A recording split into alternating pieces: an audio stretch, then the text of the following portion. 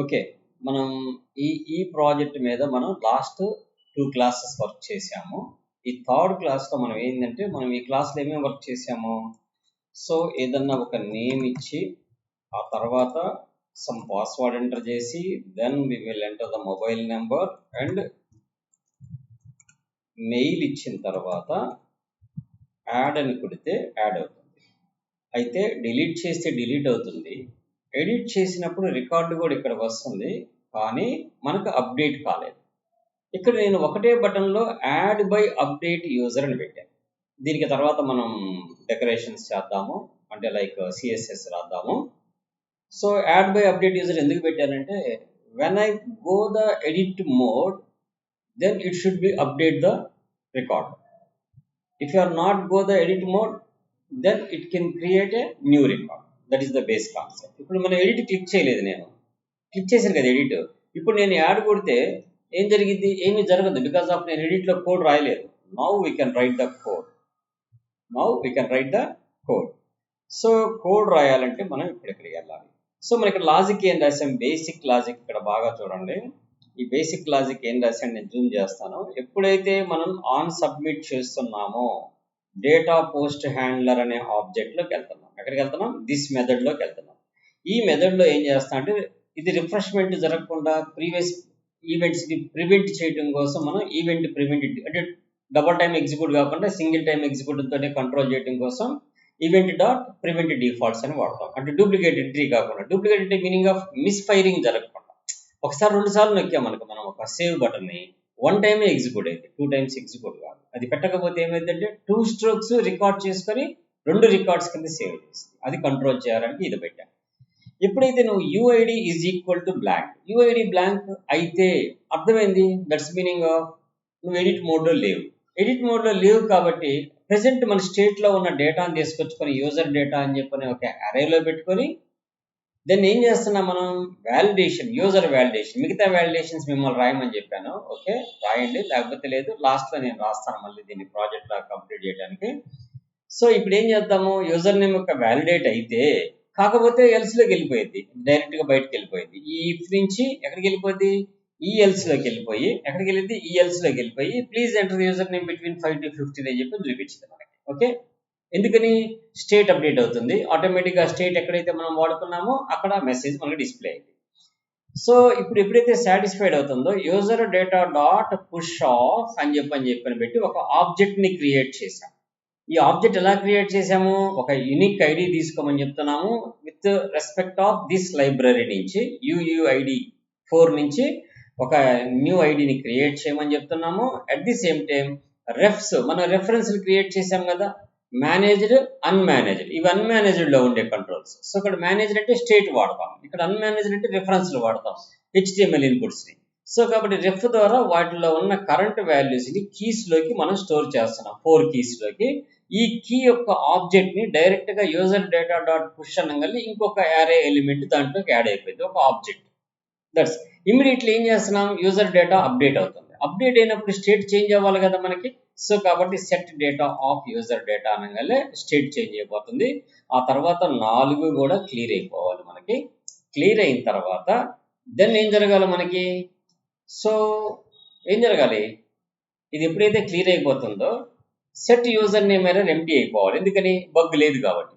So that's ఇంకంతే, బయటకు వచ్చేస్తున్నాం. అయితే ఇది ఈ కండిషన్ ఏదైతే మనం ఈ కండిషన్ ఇక్కడ రాసామో, యూజర్ ఐడి అనే కండిషన్ ఏదైతే రాసామో దాని బ్లాక్ ఎక్కడ క్లోజ్ అయింది? ఇక్కడ క్లోజ్ అయింది.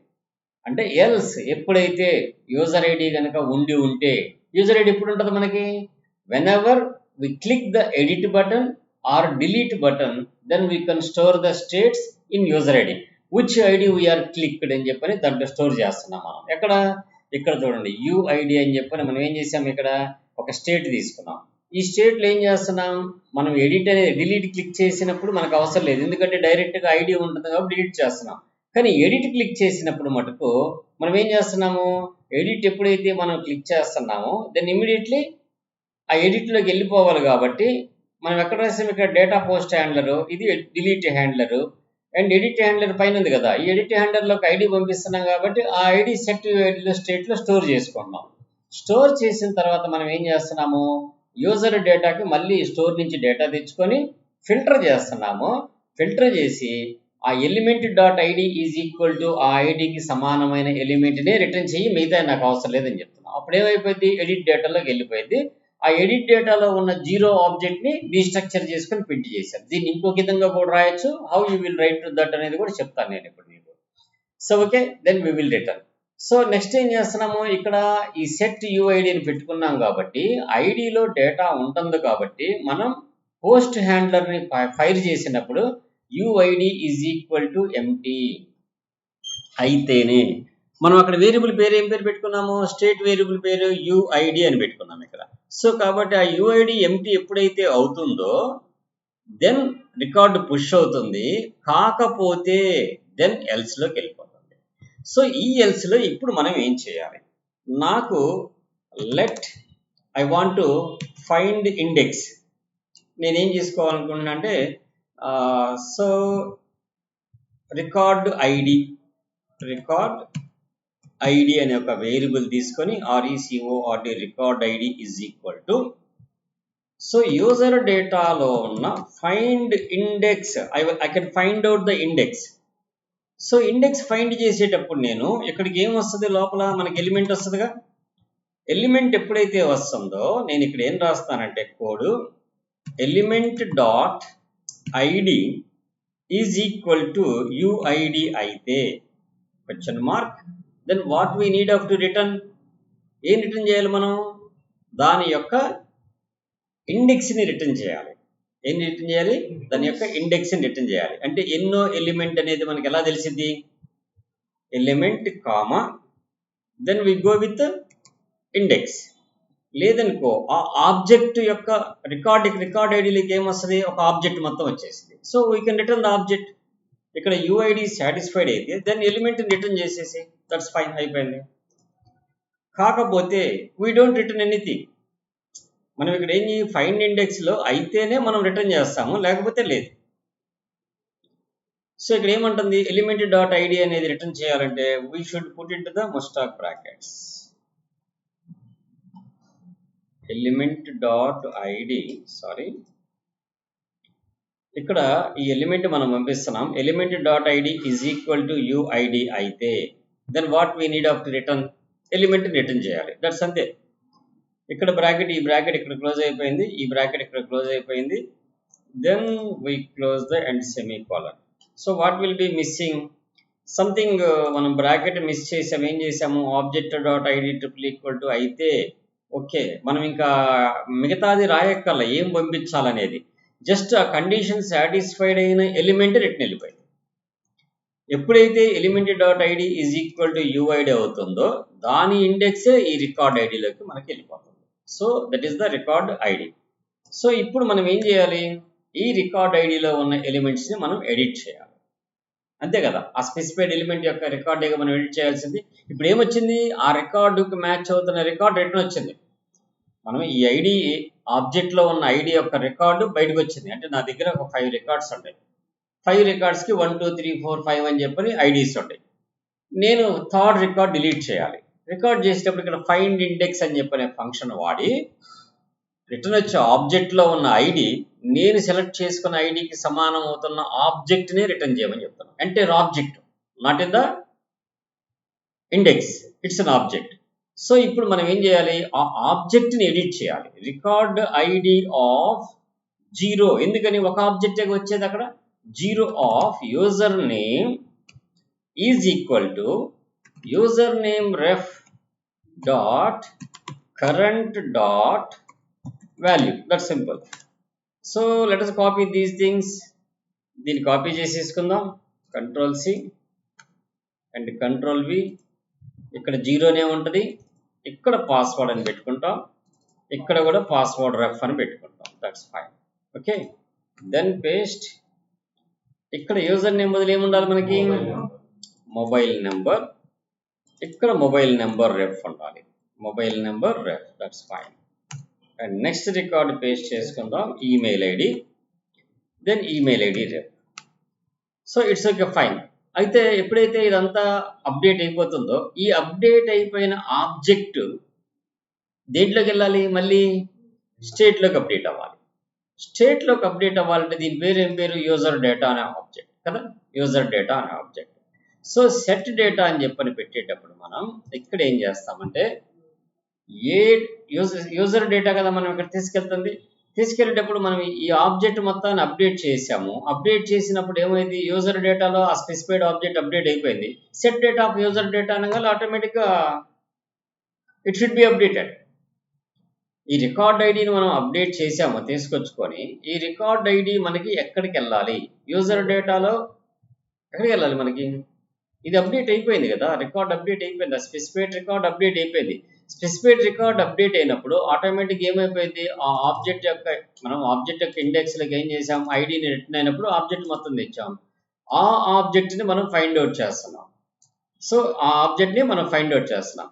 సో ఇక్కడ వచ్చేది ఏంటిది? మనకి ఐడి వాల్యూ రిటర్న్ వస్తుంది ఇక్కడ, element ID equal to UID అయినప్పుడు. సో కాబట్టి మనం ఇక్కడ రికార్డ్ ఐడి అనేది ఇక్కడ కాదు మనం వాడాల్సింది, యూజర్ డేటా అనేది మన అరే. మనం డైరెక్ట్గా అరేని మ్యానిపులేట్ చేయాలి. 0 బదులు మనం ఏం వాడాలంటే రికార్డ్ యొక్క ఐడిని వాడాలి. ఏం వాడాలి? ఆ రికార్డ్ యొక్క ఐడి ఎంత అనేది మనకి రిటర్న్ తీసుకొని వస్తుంది. కాబట్టి ఎప్పుడు రిటర్న్ వస్తుంది? ఇది రిటర్న్ ఎప్పుడు కూడా గుర్తుపెట్టుకోండి. ఇక్కడ దీని తర్వాత రాసేదాన్ని ఏమంటారంటే రిటర్న్ వాల్యూ అంటాం. కాల్ బ్యాక్ ఫంక్షన్లో ఎప్పుడు కూడా ఇది వచ్చేసి ఇన్పుట్ వాల్యూ.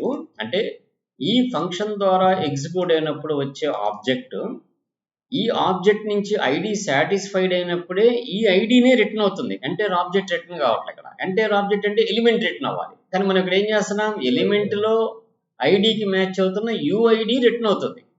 సో కాబట్టి మనం ఏమవుతుంది? ఇక్కడ ఎలిమెంట్ యొక్క ఐడి రిటర్న్ అయిపోతుంది. ఆ ఐడికి సంబంధించిన వాల్యూని రిమూవ్ చేసేస్తాం, రికార్డ్ ఐడి, దట్స్ ఐడి. సో ఇప్పుడు ఏమవుతుంది? అప్డేట్ అయిపోయింది కదా, దెన్ ఇమీడియట్లీ మళ్ళీ యూజర్ డేటాని మనం అప్డేట్ చేసాం. దెన్ అయితే ఇంకోటి ఏం జరగాలి మనకి? ఈ మధ్యలో ఈ డేటా అంతా మళ్ళీ క్లియర్ అయిపోవాలి, రికార్డులో కింద ఫైండ్ అవ్వాలి. సో కాబట్టి ఈ సెట్ని మళ్ళీ కాపీ చేసుకొని మనం after updating we can clear the entire records clear అయిపోవాలి, సెట్ యూఐడి కూడా క్లియర్ అయిపోవాలి. That's fine. Let go to the page. Okay, refresh the page. Everything should be removed.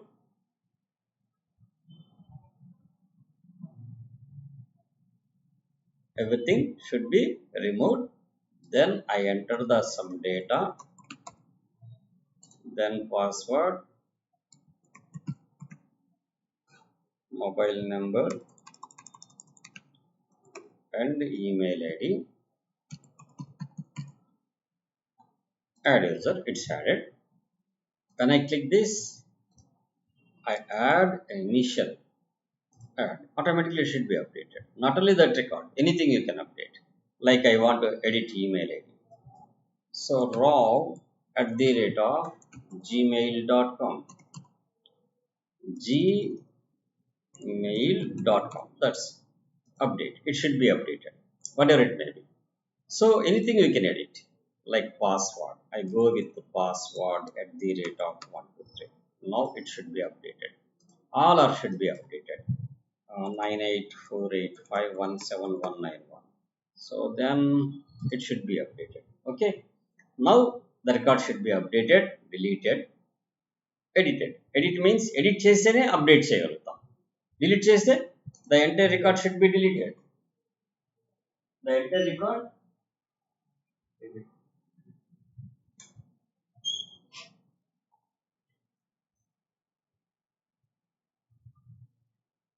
record should be deleted. That's next మనం చేయాల్సింది ఇంకా దీనికి ఏం చేయాలి?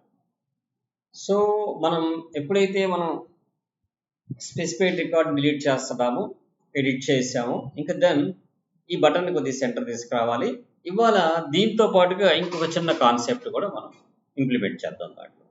That is called React memo. Memorizable things ఏదన్నా ఉంటే మెమరీని వేస్ట్ కాకుండా రీరెండర్స్ని కంట్రోల్ చేయడం కోసం వాడే ఒక కాన్సెప్టే రియాక్ట్ డాట్ మెమో అనేది. Is an equivalent of use memo hook. Is an equivalent of use memo hook. So అవి రెండు. యూజ్ మెమో ఎప్పుడు వాడతాము, రియాక్ట్ మెమో ఎప్పుడు వాడతాము. రియాక్ట్ మెమో అనేది ఒక స్పెసిఫైడ్ కాంపోనెంట్ని రీరెండర్స్ కాకుండా కంట్రోల్ చేసుకోవడానికి వాడతాము. యూజ్ మెమో అనేది ఒక specified function inside of the మాడ్యూల్లో, అంటే కాంపోనెంట్లో ఉన్న ఒక స్పెసిఫైడ్ ఫంక్షన్ని కంట్రోల్ చేసుకోవడానికి యూజ్ మెమో వాడతాం. సో అది ఇంప్లిమెంట్ చేద్దాం మనం ఇప్పుడు. సో ఇంతవరకు క్లియరే కదా మీరు? ఇప్పుడు ఎలా ఎడిట్ చేసాము, ఎలా డిలీట్ చేసాము, ఎవ్రీథింగ్ షుడ్ బి క్లియర్.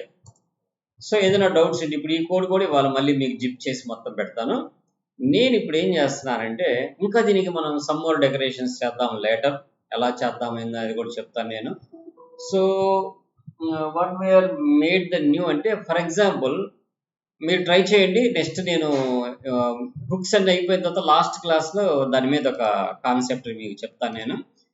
ఇక్కడ యాక్షన్లోనే నేను ఎడిట్ డిలీట్ పెట్టాను కదా, ఆ తర్వాత లైక్ డిస్లైక్ కూడా పెడతాను. సో ఏ రికార్డులో నేను లైక్ కొడితే ఎన్ని లైక్లు ఉండే లైక్ సింబల్స్ రావాలి, డిస్లైక్ ఉండి డిస్లైక్ సింబల్ రావాలి. అయితే హార్ట్ సింబల్ యాక్టివేట్ అయింది, యాక్టివేట్ కాదు. ఫేవరెట్ సింబల్ యాక్టివేట్ అయింది, యాక్టివేట్ కాదు. నేను మీకు హింట్ చెప్తాను ఎలా చేయాలి ఏందనేది, మీరు ట్రై చేయండి. So it's not a big thing.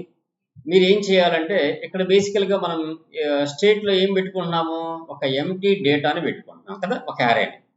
ఈ అరేలోకి మనం పంపించేటప్పుడు ఏమేమి పంపిస్తాం? User name, password, mobile number, email ID, refer పంపిస్తాం.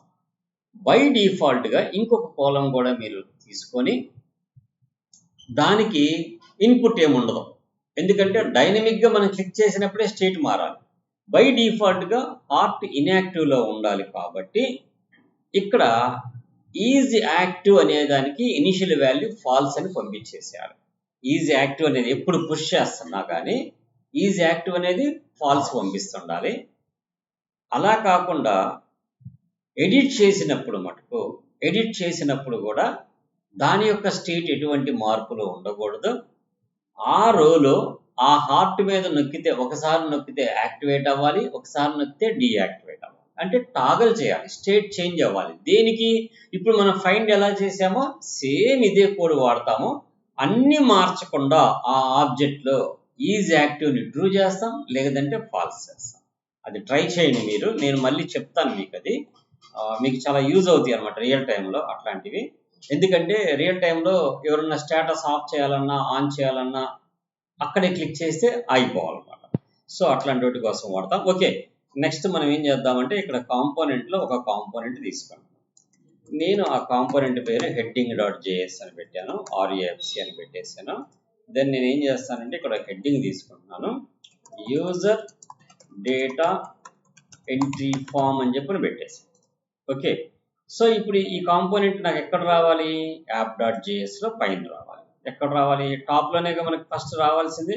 సో కాబట్టి ఈ ఫామ్ సబ్మిషన్కి బిఫోర్ నేను హెడ్డింగ్ అని చెప్పని ఒక కాంపోనెంట్ని ఇంపోర్ట్ చేసేసుకున్నాను. That's fine. Okay, now get back to the screen. మనకి ఆటోమేటిక్గా ఇక్కడ వచ్చేసింది. అయితే నాకు అది సెంటర్లో రావాలి, అలా లెఫ్ట్ సైడ్ ఉంటే బాగుండదు. సో ఇన్స్టెంట్గా నేను ఎక్కువగా దాన్ని మీకు స్ట్రెస్ చేయకుండా ఆ స్టైల్ ఇన్స్టెంట్గా ఎలా రాస్తామనేది రాసేస్తాను. Style is equal to 2 mustache బ్రాకెట్స్లో టెక్స్ట్ అలైన్. టెక్స్ట్ అలైన్ ఏమి ఇవ్వాలి మనకి? Text alignment. సో డబుల్ కొటేషన్స్లో సెంటర్ అని చెప్పాలి. So let's come back to the screen. So let's clear. That's clear అయిపోయింది ఆటోమేటిక్గా. అయితే ఎవ్రీ రికార్డ్ యాడ్ చేసినప్పుడల్లా ఈ హెడ్డింగ్ కాంపోనెంట్ కూడా రెండర్ అవుతుంది. హెడ్డింగ్ కాంపోనెంట్ కూడా రెండర్ అవుతుంది. మనం console.log చేద్దాం. console.log. సో ఈ రెండర్ అయ్యేటప్పుడు రిటర్న్లో JSX ఎలిమెంట్లో రాయకూడదు, మనం బయటే రాసేద్దాం. రెండర్ అయ్యేటప్పుడు అక్కడే తెలిసిపోయిందిగా మనకి. So console.log of heading is rendered అని రాసుకుంటున్నాం వర్క్ మనకు తెలియటం కోసం. Let's come back to the screen. ఇక్కడికి వచ్చేసాం, రిఫ్రెష్ చేశాను, F12 కొట్టేసాను. F12 కొట్టేస్తే స్క్రీన్ కనబడుతుంది ఇక్కడ. ఓకే, ఇక్కడ ఏమంటుంది? హెడ్డింగ్ ఈజ్ రెండర్డ్ అని వచ్చింది. నెక్స్ట్ నేను ఏం చేస్తాను, ఇక్కడ సమ్ నేమ్ టైప్ చేస్తాను. Okay, then I go with the password, some mobile number, then I give the gmail.com, then I entered. Automatically the data should be inserted and heading is rendered, and I entered some more data and I go with another email.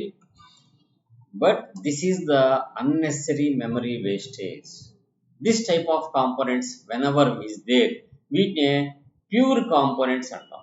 Pure components అంటే the component could not be change, అవి అంతే స్టాటిక్గా ఉండిపోతాయి, వాటిని అన్నెసరీగా మనం disturb చేయాల్సిన అవసరం లేదు. అటువంటి కాంపోనెంట్స్ రీరెండర్స్ కాకుండా మనం కంట్రోల్ చేయాలంటే మనం ఏ కాంపోనెంట్ అయితే రీరెండర్స్ నుంచి ఒమిట్ అవ్వాలో దాని దగ్గర రియాక్ట్ డాట్ మెమో అని చెప్పనే ఒక హుక్ లాగా మనం దీన్ని వాడుకుంటే function. Okay, then we come back to our screen. ఇప్పుడు నేను క్లియర్ చేసేస్తున్నాను, everything should be clear. Then I entered the data. Clear చేసాక మనం రిఫ్రెష్ చేద్దాం, అంటే మీకు రెండర్ ఒక్కసారి జరిగింది ఇంకా తర్వాత జరగదని తెలియాలిగా. హెడ్డింగ్ రెండర్ అయిపోయింది. Then password, some mobile number and test@gmail.com, add user. So but rendering is not working. ఎందుకని? ఇక అది మెమరైజ్డ్ అయిపోయింది, ఒకసారి ఎగ్జిక్యూట్ అయిపోయింది, ఇక దాన్ని పొద్దుగోలు కాల్ చేయదు. ఎందుకనంటే అది ఫిక్స్డ్గా ఉండే వాటిని మనం రీరెండర్స్ జరగకుండా కాపాడుకోవడం కోసం, అంటే మెమరీని వేస్ట్ కాకుండా ఉంచడం కోసం వాడేదానికి ఆ టాస్క్.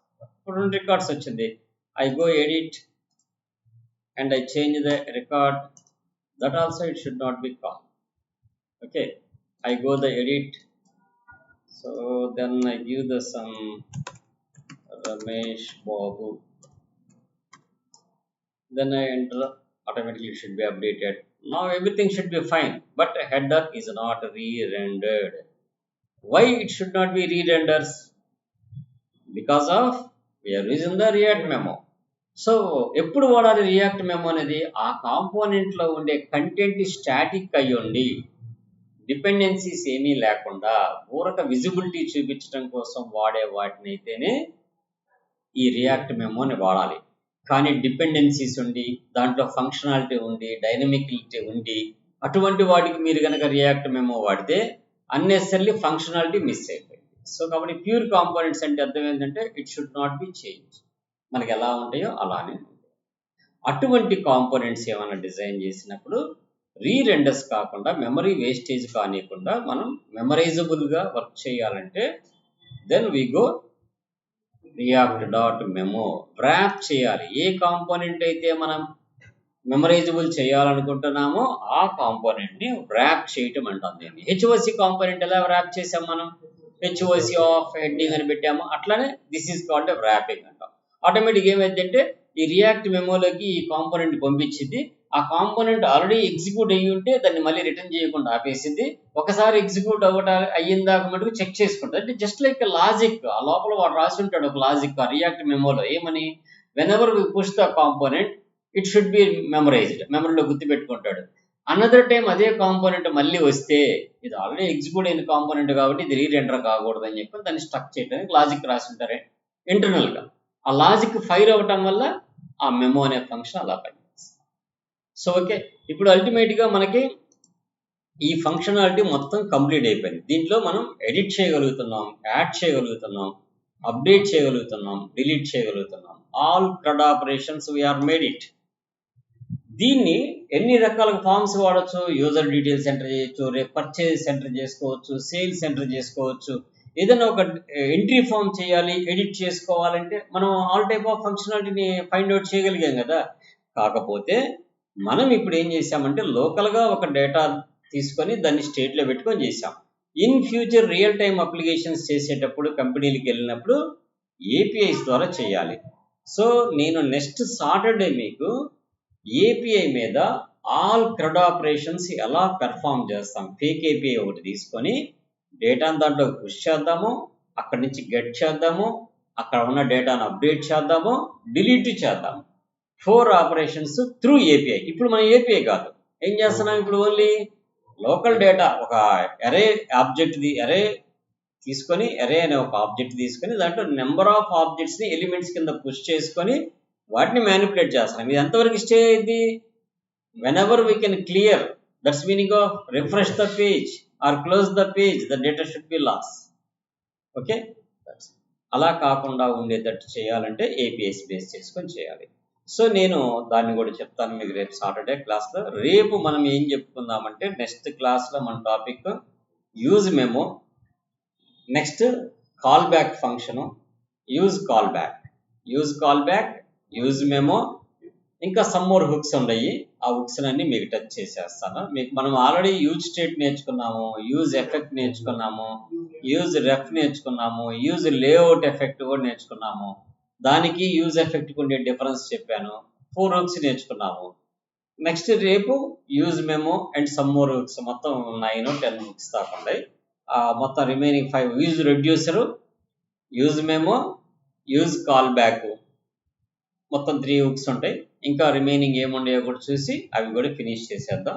రేపు హుక్స్ కంప్లీట్ చేసుకుంటే ఆ రిమైనింగ్ డేస్లో మనం ఆ ఏపీఐ కాల్స్, వాటికి సంబంధించిన బైండింగ్స్, డీబగ్గింగ్ ఎలా చేయాలి, డెవలపర్ టూల్స్ ఎలా ఇన్స్టాల్ చేసుకోవాలి, ఇప్పుడు ఇది ఎగ్జిక్యూట్ అయినప్పుడు ఎక్కడి నుంచి రెస్పాన్స్ వస్తుంది, ఆ రెస్పాన్స్ డేటా ఎక్కడ బైండ్ అవుతుంది, ఇవన్నీ కూడా మీకు తెలియాలి.